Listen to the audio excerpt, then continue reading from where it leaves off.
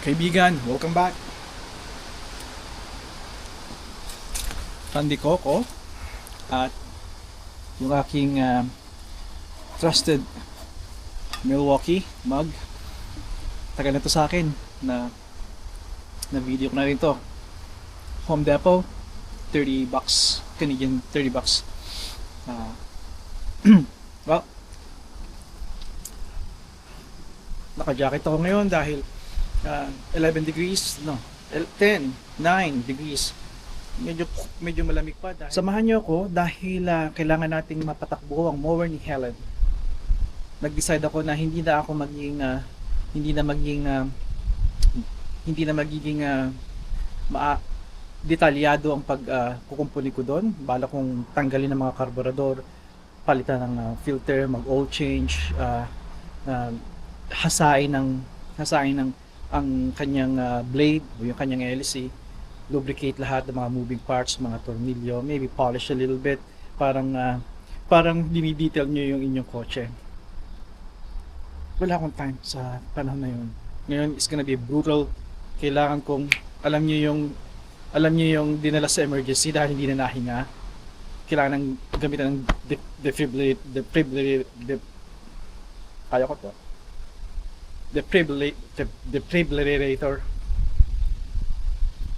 defibrillator pang shock.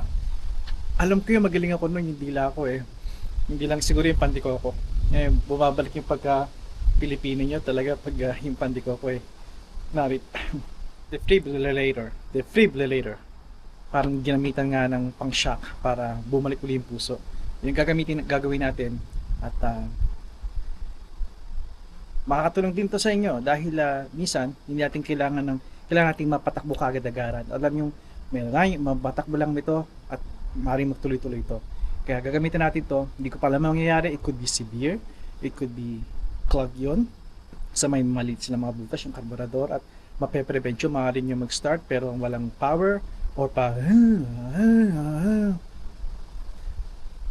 maraming mga bagay na maaaring maging abnormal ang takbo kahit mapilitan yung may balik sa buhay yung lawnmower na yon ni Helen. Pero we'll see.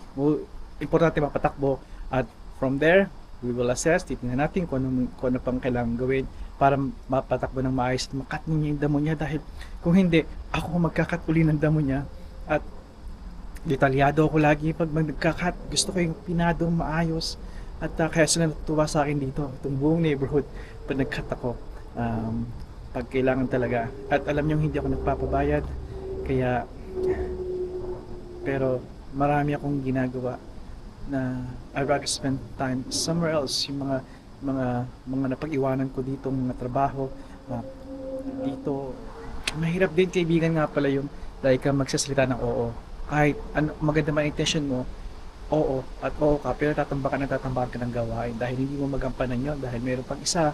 Ayaw maintindihan yung sinasabi ko. Just kapag maganda man intention nyo, gusto nyo man tumulong, minsan just simply say no na wala akong time. Ganun. That way hindi ka maabala, hindi rin sila maabala, di ba? They go find somewhere else, somebody else, or they'll probably do it themselves. Errands man yun, fix, whatever. Ay, halik kayo. Ito yung mower ni Helen. Last natin sinek, may gasolina yan. So tatanggalin natin yung gasolina at gagamitan ko ng sprayan ko diretso doon sa kanyang karburador kung saan humihigop yung hangin. Humihigop din sila, kailangan din ng hangin para mag-start ang makina. Kaya ayusin natin yan at hopefully mag-spark yun, mag-umpisa yun na tumakbo ang makina at from there tingnan natin kung tuloy-tuloy na. May pa mga kailangan gawin pero we'll do some shortcuts at makatulong nga ito sa inyo kung sakaling kailangan nyo lang talaga mag-start ang mower at makapag-mow kayo para makapaghanda kayo sa susunod talagang tunay na pagkumpuni niya. Let's go. Okay. Una kong gagawin is start ko na makita nyo na hindi siya mag-start. Although ginawa ko na sa huli kong video. Pero umpisahan ulit natin para malinis ang pagproseso ng video na to. Nandito yung bubuksan natin, isang tornilyo lang. Sa loob niya na siguro yung, well, hindi ko na matanda sa dami ng mga mower na tinitingnan ko. Nandiyan yung filter, nandiyan yung carburetor. 100%. Ito yung binuksan na rin natin to.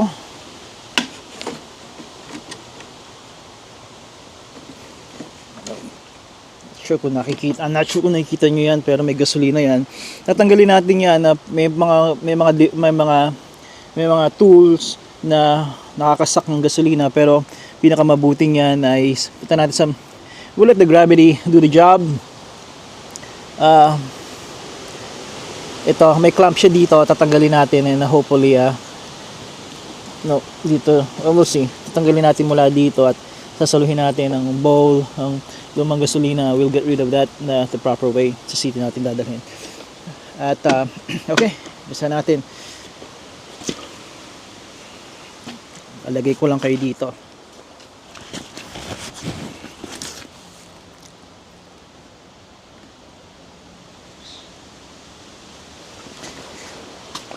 Okay.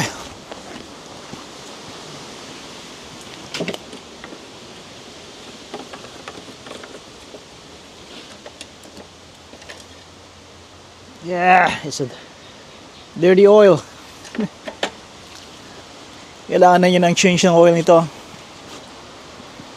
Prime. 1, 2, 3, 4, 5, 6, 7, 8. Okay, let's see.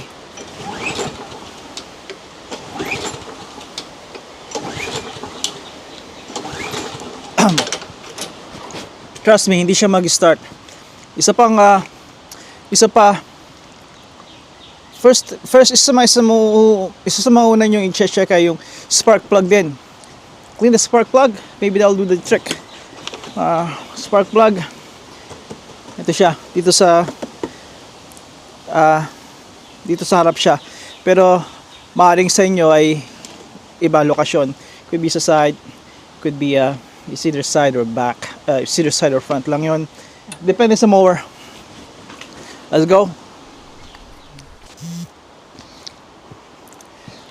Kaibigan, heto muli tayo. Heto muli ako. Itong papakita ko sa inyo ay you can call it a hack job dahil hindi to yung pulido. Ito lang yung, alam niyo yung mga pagkakataon tulad na banggit ko sa umpisa ng video or sa mga nakaraang video, na yung mga times na hindi nyo kailangan pulido or in order ang gagawin nyo paglilinis or pagtackle ng isang bagay.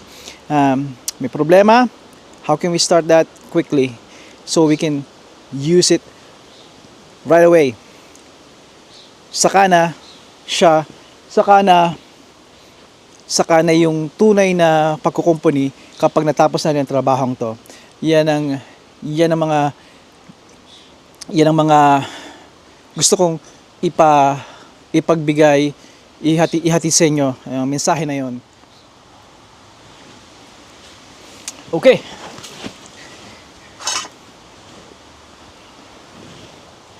Alright, tanggalin natin to. Yung spark plug nga pala ay yun ang una yung titingnan din. Sa kaso na to, iniwan niya yung kanyang gasolina. It's always the gasoline. Every year it's the gasoline. Good. Ito, pwede nyo magamit ulit, pero kailangan ko linisin. Kung may blower kayo, yung nozzle, gently. This is no good.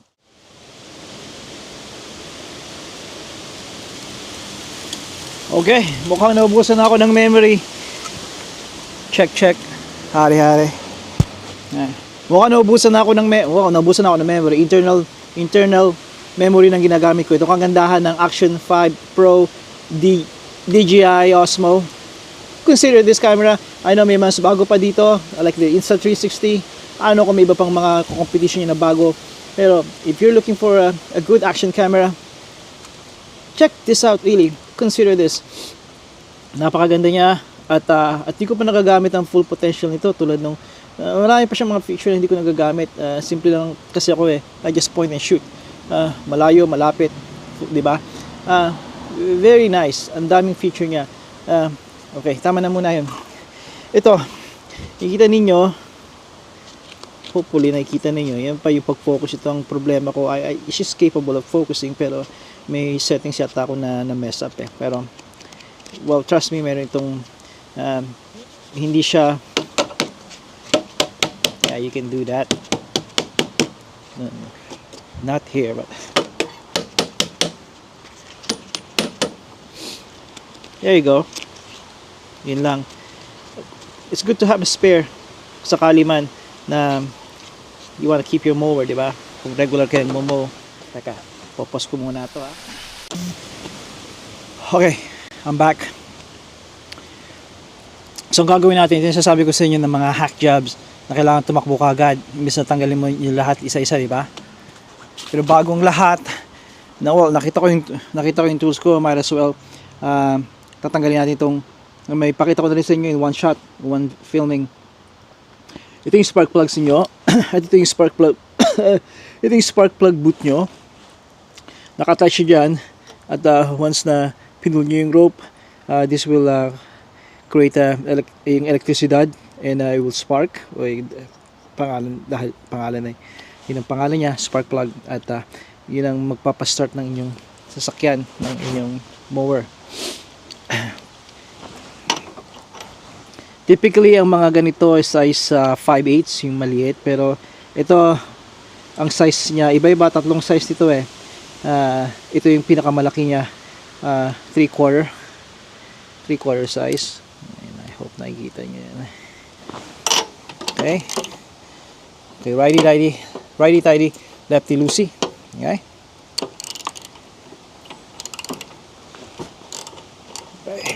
Hindi kailangan super higpit.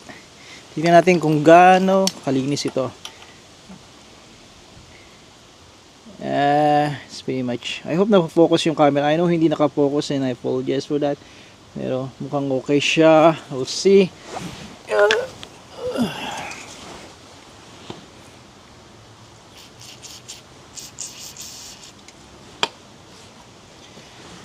Quick linis.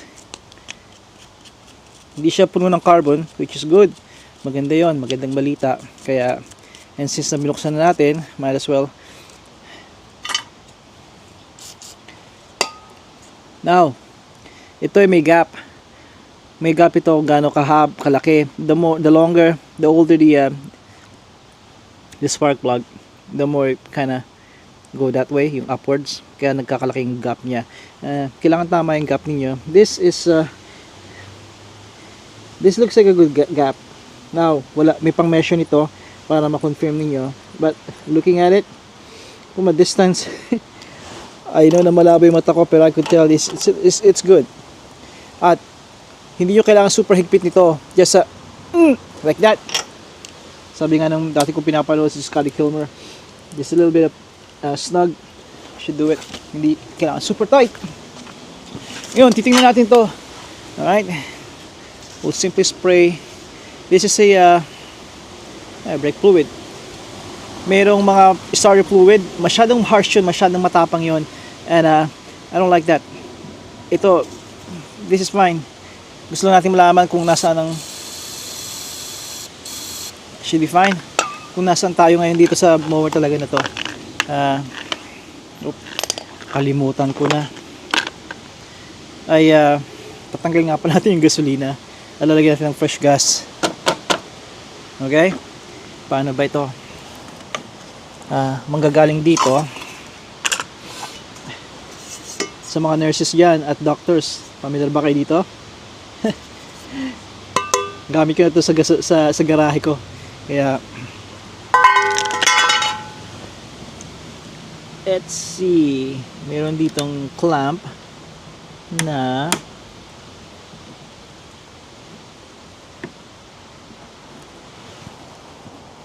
tatanggalin tayo.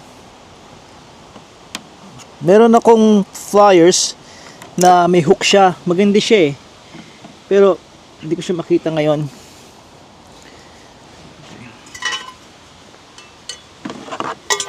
Bakit hindi ko kayo ilapit, ano?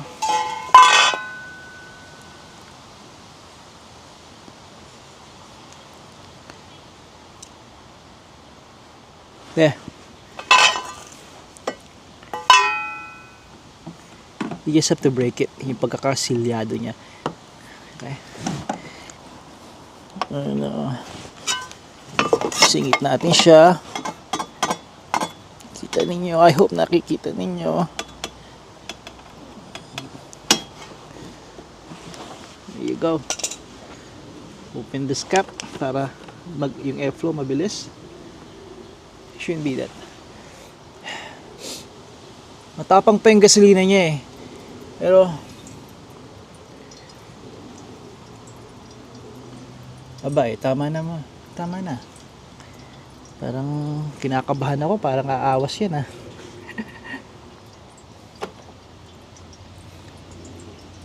May pa ba? Oh shoot.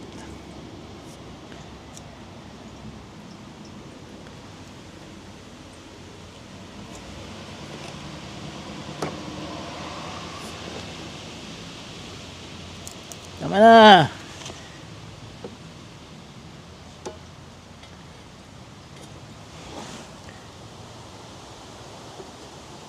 Naku naman.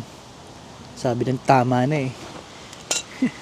Okay, hanap muna ako container. Kailangan ko itong ilipat.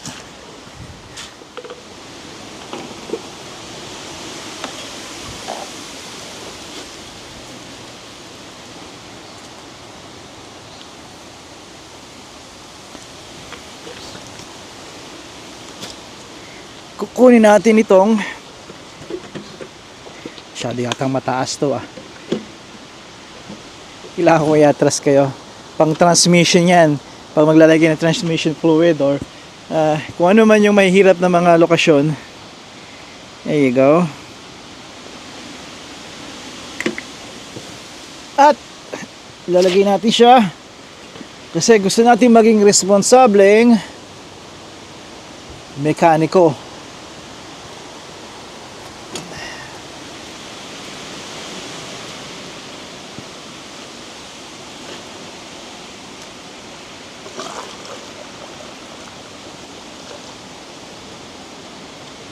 Good. At itutuloy natin ang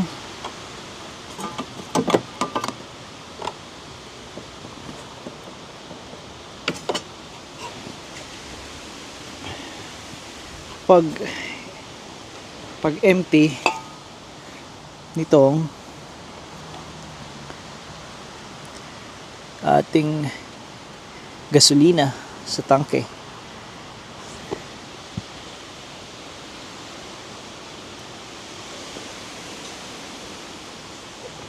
Habang nag-empty, may sabihin ako sa inyo. Ibigan, alam nyo ba na nabanggit ko na ito. Sa mga hindi pa nakakarinig, nahumaling ako sa maraming lawnmowers. Collector ako ng mga old lawnmowers, yung mga vintage. Yung mga luma na, matanda pa sa akin. Yung mga 1970s, even 60s. Meron akong mga mower na 1970s, 80s, 90s at early 2000. At yun ay Lawn Boys.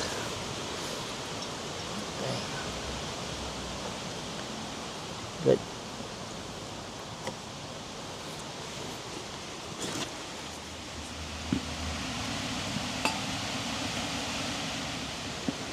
Balik na natin siya. Yeah. Pagbabalik, dahan-dahan lang. At ito yung kanyang clamp.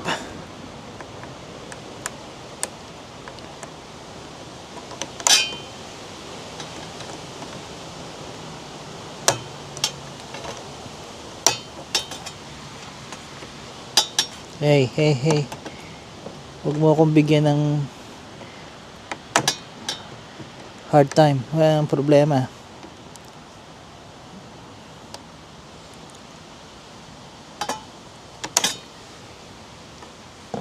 Okay, we'll deal with that later. Ooh. Okay, alright.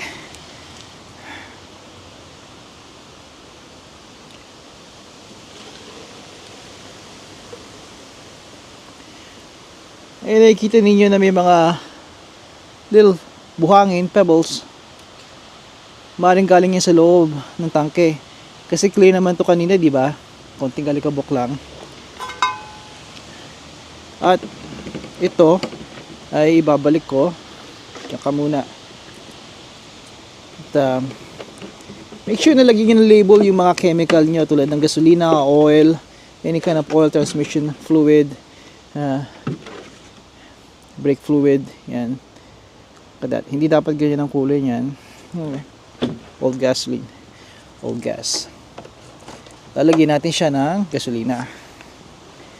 Lagyan natin. At hi. Alright. Still cold. It's cold. Yeah. Unusual. Did the Christmas lights up today? Or? And we're back. Lalagyan natin ng kaunting gasolina. Making sure na bago natin lagyan ng kaunting gasolina ay we make sure na ito ay properly attached na. See? At konti lang. Bakit ko konti lang? Well, kasi kung talagang hindi siya mag-start, then we have to do some deep cleaning. Kumbaga, makakatulong ko konti yung gasolina niya. Paano ba? Hindi paano. Tinuturuan. Okay? Tingnan natin kung tatakbo siya.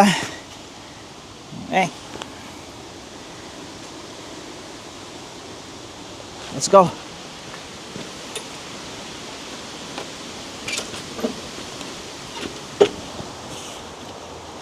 Don't forget to choke.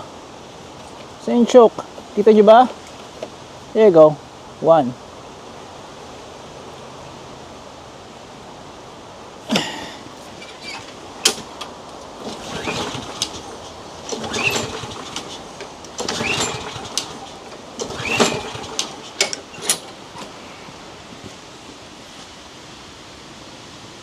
Bigyan pa natin ng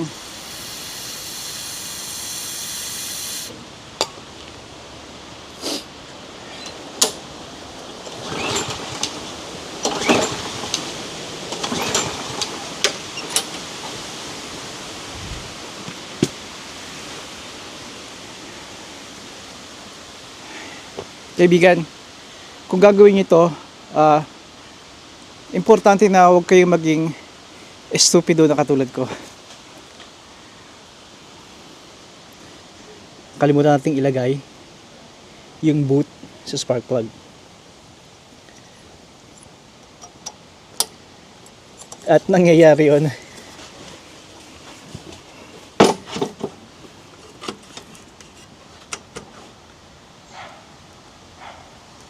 Alright.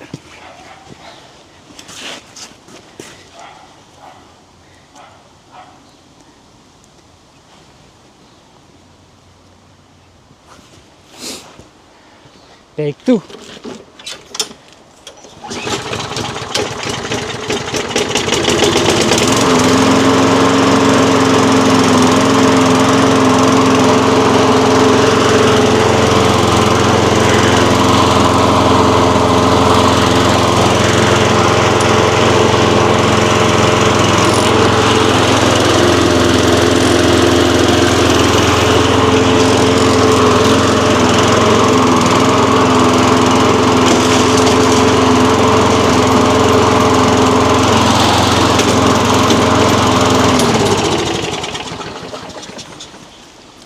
Matagumpay tayo.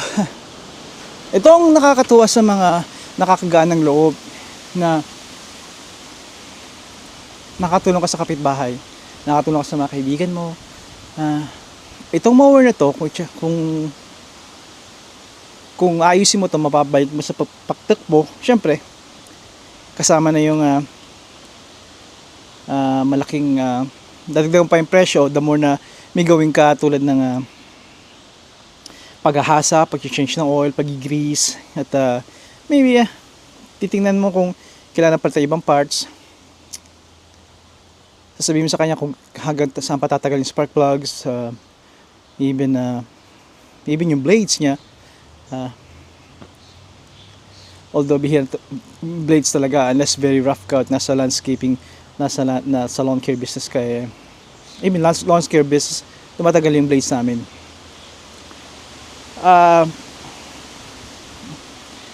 That's an average $80 to $100. Simple pagpapastart lang, and you can add more kung kailangan nga, tulad man nahuli kong una nabanggit ko sa inyo, mga extra na mga serbisyo, di ba? Balik na ulit siya sa dati, magkakat na ulit siya ng damo at balik na yung kanyang kamag-anak para kunin to every week para mag-cut siya ng napakaganyang lawn. And that's it, mission accomplished. I hope na ang buong video na to ay gusto kong iparating sa inyo na come on. Wala yung screen eh. Gusto ko iparating sa inyo, kaibigan, na may mga tamang pwede kang mag-shortcut. Some people call it hack job dahil hindi ka talaga dumaan sa tamang step by step na proseso. I think parang buhay din natin yan. Hindi kailangan na lahat sinusundin mo ang mga rules. Hope that makes sense. Kaya I'm very happy. So ang gagawin ko ngayon, pupunuin ko siya ng gasolina. Clean the filter, isang trick sa filter para makita nyo, tingnan nyo sa araw, lalo na kung may araw, tingnan nyo, kung makikita nyo yung aninag, yung ilaw, yung liwanag through all this mesh, yung filter mesh na to, folded filter na to, then you're good. And ito yung filter. Sa pagdaan ng mga araw, mga panahon dito ngayong year na to, and hopefully makover ko to, yung paano maglinis ito, paano isukat ang spark plug, importante yan, paano linisin ang carburetor na nasaan ba, carburetor is right there, ito yung kanyang bowl, and just mga ganito yan. So ngayon, this is done. Okay, run it a couple more minutes para mag-init, make sure na walang tama yung takbo ng hangin, tama yung sapat yung hangin niya at lahat. Kaya we're good. This is an old Briggs & Stratton. This is a Canadian made. Kaya sabi ko sa kanya, do your best na, and I will help you. Sabi ko kay Helen, do your best na i-keep ito kasi they don't make this kind of mower anymore. At yun ang mga namimiss ko, yung mga napakahirap na everything's made in China, di ba? Everything's made out abroad.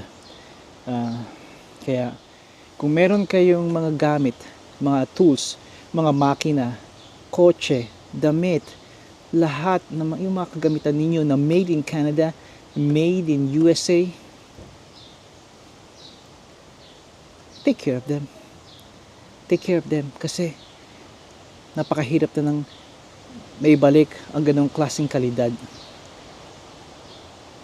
They may be old, but they're reliable. Mag-ask kayo kung anong job, ask yun na trabahuhin nila ang isang bagay, tulad nito, pagmumow, they will do a fantastic job.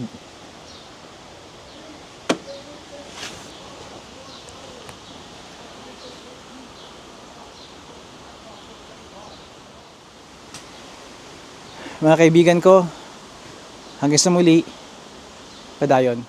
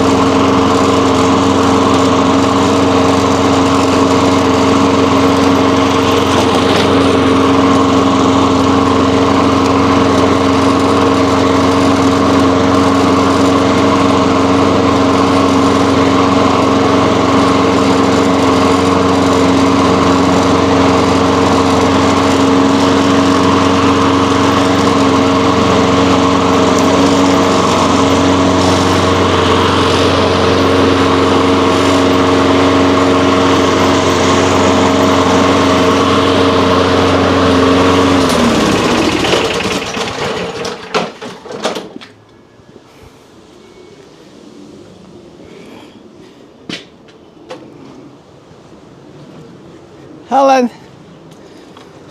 Do I owe you now? you owe me 0 How come? because No parts?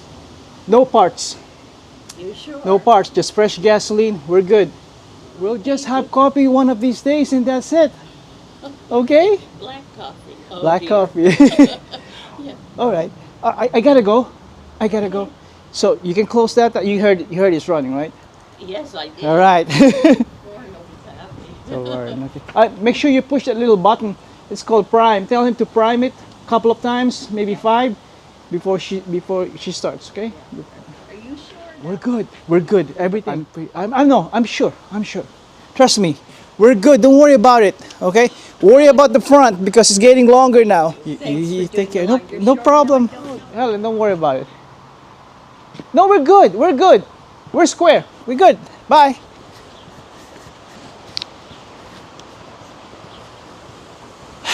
Alright.